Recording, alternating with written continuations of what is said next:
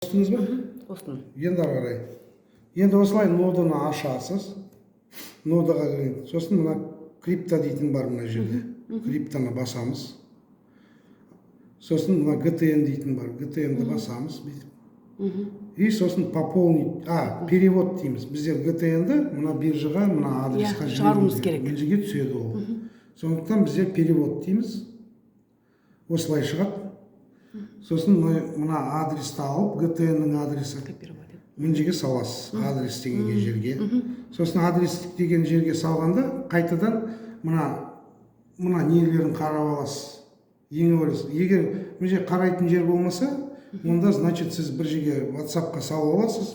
Бүйтіп мына жерден сворачивать етіп, WhatsApp-тан бүйтіп қарап аласыз. Сосын қайтадан неге барып, ана алдындағы цифралар, артындағы цифралар совпадать ету керек. Значит, бәрі түгел тұр.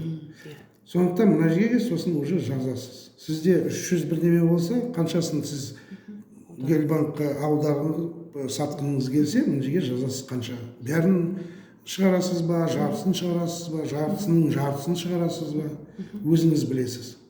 Егер максималь десе, онда мына жерді басып жібергенде, онда бәрі шығады.